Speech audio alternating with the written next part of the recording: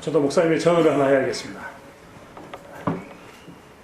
올해 1년 365일 52주 동안 매주 하나의 요절을 암송하게 되어 있습니다. 오늘 주보를 혹시 대비해 드신 분은 아시겠지만 신명기 1장 32절 말씀, 이 일에 너희가 너희 하나님 여호와를 믿지 아니하였도다 라는 말이 나와 있습니다. 처음부터 기억하고 계실지 모르지만 저희도 외우고 삽니다. 처음 어떻게 시작하죠? 1장 30절 시작. 이렇게 되면 안 되는 거죠. 이렇게 되면 안 됩니다. 너희보다 먼저 가신 너희 하나님 여호와께서 애굽에서 너희의 목전에서 너희의 목전에서 너희를 위하여 모든 일을 행하신 것 같이 이제도 너희를 위해 싸우실 것이며 이런 식으로 외워야 됩니다. 광야에서도 너희가 당하였거니와 이렇게 외워야 되는 거죠. 그렇죠? 광야에서도 너희가 당하였거니 큰일 났네. 또 담임 목사님 또 시킬 텐데 저희는 아침마다 매번 예배 시간마다 아침 저희 조회 시간에 하는데 이걸 목사님이 매주 시킵니다. 그래서 지난주에도 저희 수련회 갔다 와서 외우는 거 보셨죠? 저한테 목소리 크다고 항상 마이크 주시고 이렇게 크게 외우라 그래서 저도 열심히 외우고 있는데요. 52주 동안 요절 52개를 외우셔야 됩니다. 6월 달에 시험이 있습니다. 시험. 셀 대양별 암송대회 있거든요. 청년 2부도 대양에 참여해야 될 겁니다. 요절 외우셨으면 좋겠어요. 주여 할렐루야 감사합니다. 그분 외우실 줄 믿습니다. 예. 꼭 외우셔야 됩니다. 여러분 꼭 외우셨으면 좋겠어요. 다음 주에는 임영혼들 신명기 1장 30절로 33절 말씀 암송시키도록 하겠습니다. 셀 리더까지 포함해서 몽땅 털어서 나와서 암송하는 걸로. 제가 다음 주에 부재하는데 다음 주 오시는 목사님이 유지헌 목사님이 아니라 유진헌 목사님이 오시는데 그때 오시면 알아서 자청해서 광고 시간에 다음 주 광고 누가 됐죠?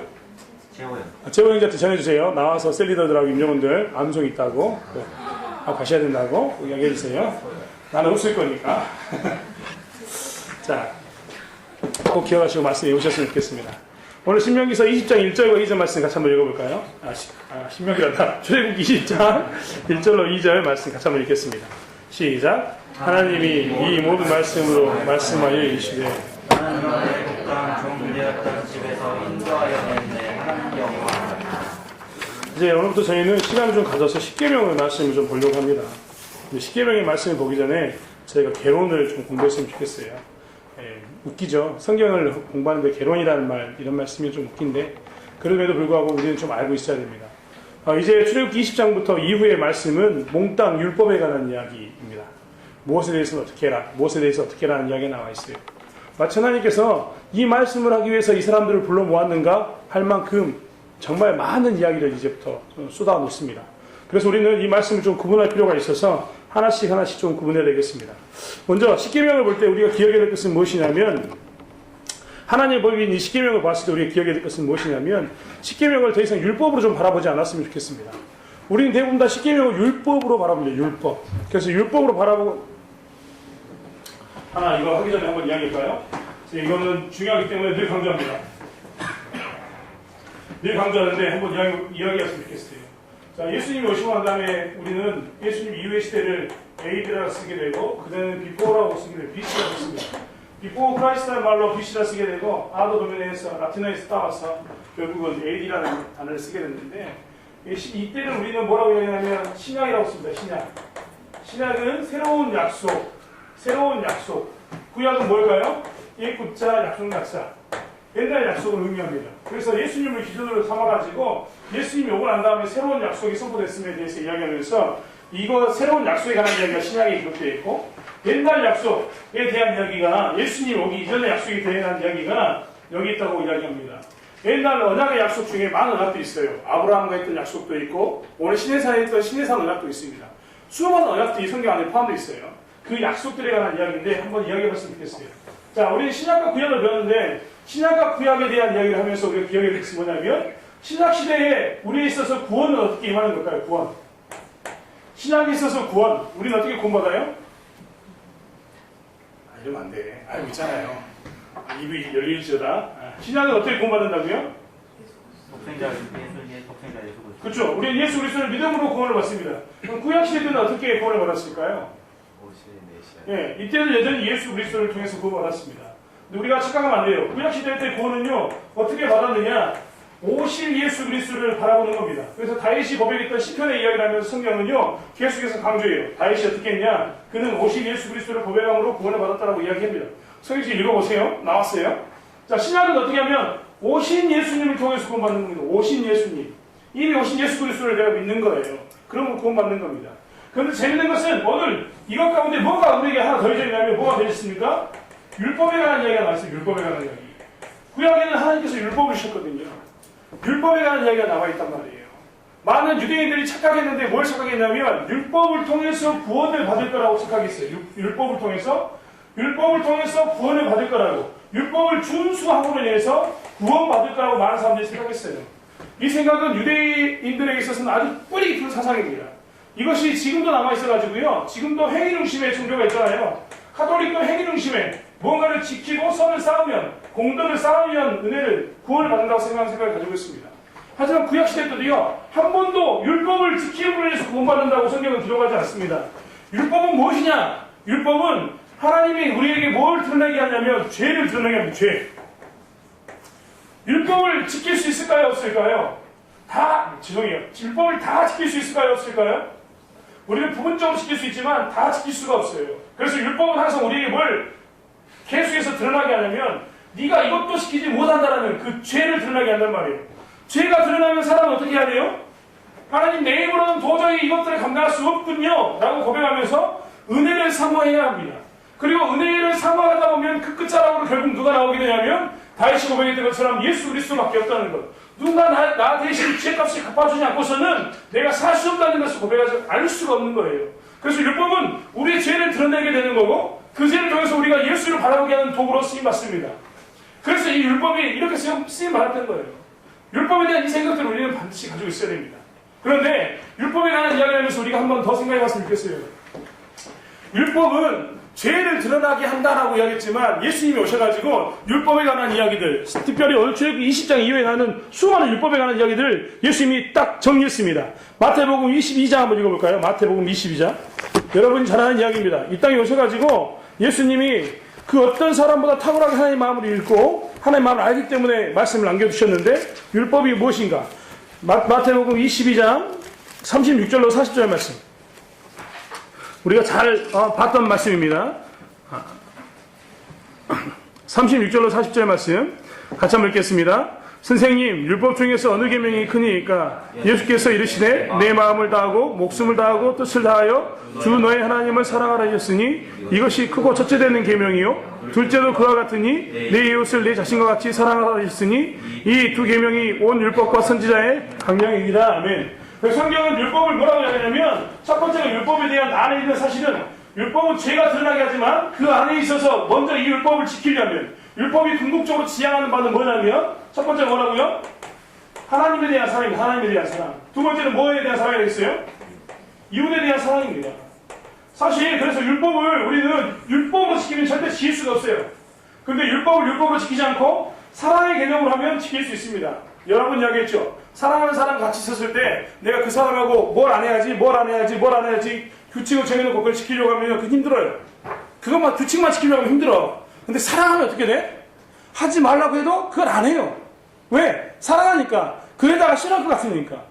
사랑하지 않는 두 사람이 약속을 정하면 어떻게 하냐면 내가 이걸 안 했으니까 됐지? 이런 마음을 가지게 되는 겁니다. 나중에 잘 봐봐요. 청년 때 여러분이 언젠가는 연애를 하게 되고 남자와 여자를 만나게 될 텐데 그때 내가 만났던 남자가 이거 안 했으니까 된 거 아니야? 이런 말 할 때마다 항상 조심해야 돼요. 뭘 조심해야 될까요? 이 남자가 마음이 떠났구나. 이 여자가 마음이 떠났구나. 왜? 사랑하면 그것을 말하지 않아도 어떻게 해요? 지켜요. 더한 것보다 지키죠. 왜? 사랑하니까 율법의 조문에 있는 것을 따라서 뭐 하는 거예요? 사랑을 하는 거예요. 그래서 율법이 이야기하는 것은 뭐냐면 사랑입니다. 오늘 10계명도 이 율법에 포함되고 있는데 이 10계명 안에 있는 것도 우리는 대부분 다 10계명을 외울 때마다 볼 때마다 뭘 생각하냐면 율법, 살인하지 말라, 간음하지 말라, 내 이웃의 물건을 탐하지 말라 이런 이야기를 볼 때마다 안식일을 거룩히 지켜라 이 이야기를 들을 때마다 우리에게는 10계명이 뭐라고 이야기하냐면 뭐뭐 하라, 뭐뭐 하지 마라라고 이야기가 나오니까 우리 생각에는 마치 이것이 율법의 조문처럼 나를 이렇게 조여매는 것처럼 보인단 말이에요. 근데 정확하게 얘기하면 10계명 안에 가장 우리가 먼저 기억해야 될 건 뭡니까? 10계명은 사랑에 관한 이야기, 사랑에 관한 이야기. 뭐뭐 하라 하지 마라 이것을 따지면서 내가 십계명에 대해서 내가 조임을 당할 때마다 아 정말 힘들어 불편해 이 말씀 때문에 내가 괴로워라는 생각이 들 때마다 내가 뭘 생각이 되냐면 내가 하나님에 대한 사랑이 지금 없구나 이걸 발견해야 되는 거예요. 이걸 십계명을 볼 때마다 그래서 나는 하나님과의 사랑하는 사이에 이 관계가 계속 유지되고 있는가를 살펴보는 거지 이것을 율법의 전문으로 읽는다면 우리는 그때부터 실패한 겁니다. 그래서 십계명을 읽으면서 우리는 앞으로 십계명을 계속해서 볼 텐데 이 십계명을 보면서 기본적으로 생각할 게 뭐냐면 나는 사랑하는가 사랑하지 않는가를 항상 살펴봐야 돼요. 제 1계명을 들었어. 근데 1계명을 들 때마다 뭐뭐 하지 마라 하라 이 말을 들었을 때마다 뭐 해야 되냐면 아 이것을 통해서 내가 비춰보니까 나는 하나님을 사랑하고 있는지 사랑하고 있지 않는지 내 하나님과 관계가 어떻게 됐는가를 드러나는구나 내가 어떻게 살아야지라는 그런 생각이 들어야 정상인 겁니다. 2계명을 듣고 3계명을 듣고 4계명을 듣고 쭉 이야기를 들으면 들을수록 10가지 계명을 다 듣고 난 다음에 우리는 뭐가 행복해냐면 내 사랑을 점검하고 내 사랑을 점검한 후에 하나님과의 관계를 다시 맺는데 우리가 집중해야 되는 거죠. 이것을 율법으로 받아들인다면 우리는 사실 10계명을 잘못 보게 된 겁니다. 하나님 말씀을 잘못 보게 된 거예요. 그래서 기본적으로 생각할 때는 10계명은 사랑의 개념으로 봐야 됩니다. 사랑의 개념. 그리고 10계명을 볼 때마다 사랑을 통한 하나님과의 관계가 회복되어져 있는가 올바르게 맺어져 있는가 이것을 살펴보는 목적으로 우리가 10계명을 봐야 된다는 것을 우리는 알아야 됩니다. 자, 두 번째 10계명은 그래서 첫 번째가 사랑의 관계로 봐야 되는 거고 두 번째가 뭐냐면 10계명은 세속의 정치가 아닙니다. 10계명의 내용은 뭐냐면 세속의 정치에서 떠나서 구별되라는 말입니다. 10계명의 주요 말은 그래서 항상 거룩함에 대해서 이야기하고 있어요. 세속의 정치는 뭘까요? 세속의 정치. 이때 당시 이 사람들이 가지고 있었던 세속의 정치는 정해져 있었습니다. 자, 우리가 지금까지 출애굽기를 보면서 이 사람들이 정치적인 영향을 받았다고 생각하는 민족이 나왔습니다. 두 민족이 나왔죠. 첫 번째는 누구였습니까?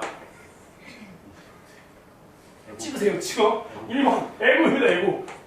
왜? 애굽에서 4일 동안 살았으니까 이 사이에는 뭐가 있는 거예요? 자연스럽게. 자기도 모르는 사이에 애굽의 정치의 문화가 찌들려 있어요. 어떻게 통치받고 어떻게 해야 되는가에 대한 이 애굽에 대한 법이 가득 껴 있단 말이에요. 하나님 중심이 아닌 여러 신상에 대한 중심들에 대한 생각들이 가득 껴 있단 말이에요. 그것뿐만 아닙니다. 이거 안에 또 하나 영향을 받은 게 있어요. 오면서 뭐 했냐면 미디안 제사장의 영향을 받습니다. 미디안의 영향을 받아요. 미디안에. 이 이야기는 뭐냐면 그래서 10계명은 뭘 이야기하냐면 너희들이 애굽에서 살면서 왔던 거 광야를 지나면서 미디안의 영향을 받았던 것 이것들과 떨어져가지고 하나님의 법으로 어떻게 되라? 구별되라라는 이야기입니다. 구별된단 말은 제가 무슨 말과 동의하라고 늘 이야기하죠? 구별된단 말은 늘 기억해야 됩니다. 구별된단 말은 뭐하고 동의하라고요? 구별된단 말은 거룩하단 말하고 동의해요. 구별. 누가 물어봤어요. 구별이 무슨 뜻이냐고. 구별은 이렇게 씁니다. 구별이 무슨 뜻인지 아세요? 한자로 구별이 이렇게 써요. 한자로 구별은 뭐냐면 여기를 띄어내가지고 찢어내죠. 구별이라는 게 뭐냐면 이런 게 있으면 이 덩어리가 있으면 이거를 찢어내가지고 이 구역을 따로 떼내는 게 구별입니다. 구별. 이 무리에서 찢어내는 거, 뜯어내는 게 뭐예요? 구별이에요. 이것은 따로 존재하게 만드는 게 뭐라고요? 구별이라니까요. 그렇다고 우리는 뭐냐면 이스라엘 백성들이 구별됐다는 것은 뭐냐면 그동안 애굽과 미디안 땅에서 이렇게 덩어리로 같이 그들의 정치 가운데 있었는데 소위 말하는 세속 정치 가운데 있었는데 이제 뭐라고요? 띄어내가지고 너희들은 떨어져라 이 말입니다. 떨어져라. 어디서부터? 세속 정치부터 떨어져라 이 말이 바로 그 말이란 말이에요. 자, 잘 보면 그래서 이 세속 정치부터 떨어져라 했던 이 거룩한 법, 구별되는 법에는 여러 가지 종류가 들어있었습니다. 하나님께서 이스라엘 백성들에게 구별하는 방법을 여러 가지를 주었어요. 어떻게 너희들이 구별해야 될까 하면서 구별에 대한 법을 여러 개를 주셨는데 크게 학자들이 이것을 세 가지로 구분합니다. 여러분 재미없는 이야기인 거 알아요? 아니 내가 오늘 무슨 강의 들으러 왔나 이런 말 생각할지 몰라요. 하지만 알고 있어야 됩니다. 교회에 대한 어떤 상식들을 알고 있어야지만 나중에 무너지지 않아요. 자, 구별되라 거룩해라 말하면서 성경은 이제 출애굽기 20장부터 10계명 이후부터는 세 가지로 말씀을 크게 구분해요. 첫 번째가 뭐냐면 의식법입니다. 의식법. 의식법을 다른 말로 뭐라고 하냐면 제사법. 그래서 이 이후에 말씀을 보면 온통 제사에 관한 이야기가 나왔어요. 오제사, 번제, 화제, 이야기해봐요. 또 화목제, 속건제, 속죄제 이런 수많은 죄의 종류에 대한 이야기가 나와요. 이게 뭐냐면 이런 의식법에 제사법에 관한 이야기가 나와요. 왜 제사법을 주었느냐? 왜 줬을까요? 제사 지내라고? 그 형식을 지키라고? 아니에요. 그것을 통해서 뭐 하라고? 거룩해지라고. 거룩해지라고. 너희들이 죄를 지면 하나님과 관계가 멀어질 수밖에 없고, 관계가 멀어진 가운데 있으면 너희는 계속 죄 지을 수밖에 없으니까 너희는 그 죄 문제를 어떻게 하라? 해결해라. 어떻게? 제사를 지내서 해결하는 거예요. 의식법을 주는 이유는 뭐냐면 제사를 통해서 너희의 죄 문제를 해결하고 너희들이 어떻게 하라는 거예요? 그 의식법을 통해서 거룩해지기를 원한다는 목적을 가지고 있는 겁니다. 이게 의식법이에요. 의식법. 의식법에는 좀 전에 했던 제사법 말고도 음식에 관한 정결들, 계속해서 뭐 정결법 이런 식으로 계속해서 정결에 대해서 이야기합니다. 거룩한 거 이야기해요. 의식법이 있는 다음에 그 다음 뭐가 있냐면 도덕법이 있습니다. 도덕법. 도덕법은 뭐라고 하냐면 윤리에 관한 법이에요. 윤리에 관한 법. 10계명에 우리가 제5계명 한번 읽어볼까요? 제5계명. 자, 우리 성경시에 나왔으니까 같이 한번 읽어볼까요? 제5계명 시작. 네, 뭐라고요? 내 부모를 공경하라. 네, 제5계명이 뭡니까? 내 부모를 공경하라. 이 말은, 내 부모를 공경하라 말은 모든 사람들에게 적용되는 뭐예요? 윤리예요, 윤리. 도덕이. 이런 법이 여기 들어있습니다. 또 하나 마지막 뭐냐면 사회법. 사회법이 뭐냐면 그 사회가 어떤 규례로 지킴을 받아야 되는가, 살아야 되는가에 관한 이야기예요. 레위기서 한번 볼까요? 레위기서 19장 19절. 제가 정말 그냥 애우기 편해서 잘 외우고 있는 말씀. 레위기서 19장 19절. 한번 볼까요? 레위기서 19장 19절. 한번 읽어주세요. 시작. 너는 내가를 지킬지어다. 내 가축을 다른 종과 교미시키지 말라. 내 밭에 두 종자를 섞어 뿌리지 말라. 두 재질로 직도하는 짓지 말라. 자, 한번 이야기해볼까요? 거기 뭐라고 나왔어요? 혼합하지 말 것을 이야기했는데 혼합에 관해서 여러 가지가 나왔죠. 세 가지가 나왔잖아요. 첫 번째 뭐였어요? 동물의 혼합. 그렇죠? 두 번째 뭐였어요? 밭의 종자에 관한 혼합. 세 번째 뭐였어요? 옷의 직물에 관한 혼합. 이게 뭐냐면 이 당시에 사회가 지켜야 될 것이 있었는데 그것은 뭐냐면 한 밭에다가 두 가지를 못 심게 했습니다. 옷을 만들 때도 순면 100% 이런 거 만들어야지 순면에다가 뭐 그렇죠. 순면에다가 섞으면 안 되는 거예요. 80% 이런 거 절대 안 돼. 뭔 말인지 알겠어요? 100% 해야 되는 거예요. 또 뭐였어요? 아까? 동물도 그래요, 동물. 이 순간에 혼합을 시키는 건 절대 안 된단 말이에요.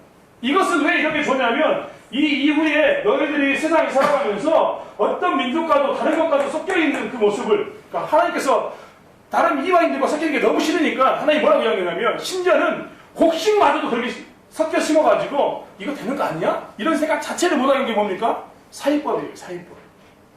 자, 이 중에 한번 보세요. 의식법, 제사에 관한 법, 5제사 7절이 뭐는 우리 안 지키잖아요. 지금 안 지키잖아.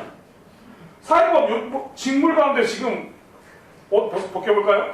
폴리에스테르 80%, 캐시미르 다 그러잖아. 다 뭐냐면 다 섞여있어. 우리는 이 두 가지 중에 성경에 있는 의식법과 뭡니까? 사회법은 지금 지켜요? 안 지켜요? 성경에는 안 지켜. 지금은 안 지켜요. 구약이 지켰는데 지금 안 지켜요. 지금 안 지키면 이거 어떻게 해야 될까요? 버릴 걸까요? 심지어는 종교개혁 시대 때요. 학자들 그 종교개혁 하고 난 다음에 그 탁월했던 신앙의 선배들 중에 잘못 이해했던 분들이 어떤 이야기를 했냐면 사회법을 성경에서 파내자. 의식법도 제사법도 성경에서 파내자라고 이야기했어요. 그래서 성경에서 그걸 안 읽어. 쓸데없는 거라고 생각했단 말이에요. 근데 그게 아니잖아요. 이야기했잖아요. 하나님 이걸 왜 주셨다고? 왜 줬어요 이거? 의식법은 왜 줬어요? 도덕법은 왜 줬어요? 마태복음 5장 한번 읽어봅시다. 마태복음 5장. 마태복음 5장 18절. 마태복음 5장 18절. 재미없는 거 합니다. 하지만 정신 차리고 이 개론을 좀 잘 드러났으면 좋겠어요. 5장 18절. 같이 한번 읽겠습니다. 시작. 진실로 너희에게 이르노니 천지가 없어지기 전에는 율법의 1.1획도 결코 없어지지 아니하고 다 이루어지리라. 성경은 분명히 이야기했잖아. 1.1획도 없어지면 돼, 안 돼? 안 돼요. 그러면 이거 없애면 돼, 안 돼요? 그럼 지켜야 돼요? 제사 지낼까요? 어린 양 잡아다 목을 치고 여기서 배를 가르고 내장을 끄집어내서 번제와 화제로 한번 해볼까요? 우리 안 하잖아요. 왜 안 하는 거예요? 지금도 이것 때문에 그래서 이것을 지켜야 된다고 생각하는 사람들이 있어. 6월절 절기를 지금도 지켜야 된다고 생각하는 사람이 있단 말이에요. 근데 사실 그 사람이 착각하는 거예요. 예수님이 오시고 난 이후에 우리의 사건은 우리는 생명의 법이라는 새로운 법을 받았기 때문에 더 이상 이걸 지키지 않아요. 왜? 어린 양 예수께서 단 한 번의 제사로 모든 것을 감당하셨으니까. 의식법에 대해서, 제사법에 대해서 모든 것을 감당해 버렸으니까. 사회법에 관한 문제가 남아있는데 이것에 대해서 하나님께서 예수님께서 오시고 난 이후에 우리에게 자유를 주셨으니까 우리 이걸 지키지 않아요. 그렇다고 해서 이걸 폐기하느냐? 우리는 율법 폐기하지 않는단 말이에요. 뭘 하냐면 이 안에 뭐가 있었냐면 원래가 뭐 때문에 이거 하라는 거예요? 거룩함, 구별됨. 그래서 이것을 통해서 우리는 뭘 하냐면 제사법의 의미를 그대로 기억합니다. 의미. 이거 왜 줬어? 좀 전에 얘기했던 것처럼 왜 양을 잡아야 돼? 왜 소를 잡고? 가난한 사람은 왜 비둘기라도 잡아야 되는 거야? 그 이유는 뭡니까? 하나님 앞에서 죄의 문제를 해결하고 죄의 문제를 해결해서 뭐하라고? 거룩해지라고 말씀이기 때문에 지금도 우리는 제사를 지내지 않지만 이 제사를 지내야 될 것처럼 끔찍한 상황 가운데 생각하는 거예요. 여러분 에루살렘에 6월절이 되면요 에루살렘 성 주변으로 핏빛강이 흘렀어요. 핏빛강. 이게 뭘 의미하는지 아세요? 제사를 드릴 때마다 제사의 가운데 항상 소용된 흘러가는 게 있었는데 그게 뭡니까? 피입니다. 피. 짐승을 잡으면 피가 흘러요. 수많은 짐승을 잡다 보니까 그 짐승의 피가 땅에 스며든 게 아니라 넘친 거예요. 그래서 에루살렘에 있는 모든 그 주변에 6월절만 되면 모든 물줄기가 핏빛으로 바뀌었어요. 그 이야기는 뭡니까? 내 죄가 얼마나 큰 대가를 치러야되는지 기억하게 하는 거고 이 제사법과 이런 정결법을 통해서 내가 거룩해지는 것이 얼마나 큰 대가를 치른가에 대해서 기억하게 하는 겁니다.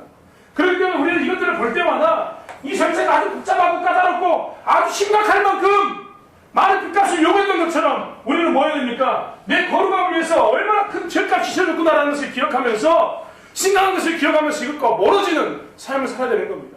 이것이 의식법을 바라보는 우리가 모습이에요. 그래서 번제나 소제나 화목제나 속건제나 속죄제를 보면서 어지럽다 삼례다 이렇게 생각하면 안 돼요. 절대. 이것을 보면서 뭐라고 생각해야 돼요? 도대체 왜 속건제를 드려야 되지? 왜 속죄제를 드려야 되는 거야? 살펴봐야 되는 거죠. 여러분 속건제를 왜 드리는지 아십니까?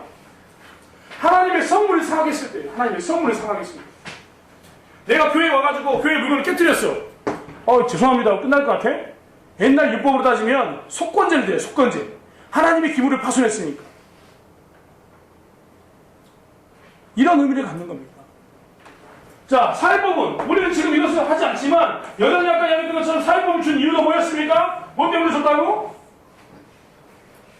거룩함 때문에 줬다. 거룩함. 우리의 삶 가운데서 나는 얼마만큼 철저하게 하나님의 말씀을 지켜야 될 것인가에 대한 이 의미를 찾아가지고 이 이름들을 가지고 뭐 하는 겁니까? 나의 거룩함을 지키는데 사회법을 써야 되는 거예요. 돈을 보면 말할 필요도 없죠. 그 윤리가 지금도 여전히 유지되고 있으니까. 자, 그래서 우리는 하나님의 말씀을 볼 때마다 이것들을 기억하고 살아야 됩니다. 의식법, 도덕법, 사회법이 있다. 하지만 이것은 세속 정치에서 구별된 애굽의 정치와 미디안의 정치에서부터 구별된 거룩함을 위한 하나님의 백성으로서의 거룩함을 위한 법이다라는 것을 기억하면서 우리는 이 거룩함을 얼마만큼 철저하게 지켜야 되는가에 대한 마음을 가지고 있어야 되는 거예요. 자, 오늘 우리는 이 두 가지의 이야기를 통해서 한 가지 더 기억하겠습니다. 이제 하나님께서는 출애굽기 20장 1절 2절의 말씀에서 이렇게 이야기하잖아요. 한번 보세요. 1장 1절과 20절의 말씀이 굉장히 중요한 말씀이에요. 같이 한번 읽어보겠습니다. 하나님이 이 모든 말씀으로 말씀하여 이르시되 나는 너를 애굽 땅 종 되었던 집에서 인도하여 낸 내 하나님 여호와니라. 20장 1절과 2절의 말씀이 하나님께서 뭐라고 이야기했냐면 나는 너를 애굽 땅 종 되었던 집에서 인도하여 낸 뭐라고요? 내 하나님 여호와라고 이야기하고 있어요. 이 말은 뭐냐면 이 이야기를 하고 난 이후에 그러니까 내가 너 1절과 2절의 말씀을 이야기하고 난 이후에 십계명을 선포합니다. 이 이야기는 뭐냐면 종에서부터 자유하게 하는 법이 뭐다? 종에서부터 자유하게 하는 법이 뭐다? 이 다음에는 말씀이라는 얘기예요. 십계명은 사실 우리에게 그래서 사실 뭘 주냐면 자유인으로서 어떻게 살아야 할 것인가에 대한 이야기를 주는 거예요. 잘 보세요. 애굽에서 종되었던 너희들을 인도내가지고 내가 하나님으로서 여기 왔어. 그렇다면 자유인인 너희들에게 내가 뭐라는 거야? 하나님 말씀을 선포하는 거야. 그 하나님 선포된 말씀은 여러분의 신분이 종일 때 받은 거예요? 자유인일 때 받은 거예요? 자유인일 때. 그럼 자유인으로서 나는 내 삶을 어떻게 살아야 될까? 라는 것을 기준 삼을 때 뭘 생각해야 된다고요? 십계명을 생각하는 겁니다. 앞으로의 말씀을 생각해야 되는 거예요. 그래서 사실 십계명은 아까도 얘기했지만 관계에 관한 문제, 사랑에 관한 문제이고 거룩에 관한 문제이고 또 특별히 자유인으로서 나는 어떻게 살아야 할 것인가에 관한 문제인 겁니다. 사랑하는 청년 여러분, 우리가 말씀 가운데서 이걸 좀 누렸으면 좋겠어요. 말씀이 자꾸 나를 얽매인다고 생각하는 그런 삶을 좀 버리고 나는 말씀을 가지고 자유인으로서 내가 어떻게 산다라는 그 생각을 꼭 누리고 살았으면 좋겠습니다. 우리는 교회 다니면서요 어디인가 매여있는 게 아니에요. 사실 물론 그리스도에게 매여있는 종으로 살지만 그 종은요 사실은 우리에게 종이라고 쓰는 이 단어는 뭘 주냐면 더 큰 자유를 줍니다. 자유인으로서의 삶을 우리에게 준단 말이에요. 그렇기 때문에 우리는 이 말씀을 볼 때마다 내가 자유인으로서 나는 어떻게 살아야 할 것인가에 대한 이것들을 생각하고 살아야 됩니다. 그래서 오늘 십계명은 자유인으로서의 삶의 기준입니다.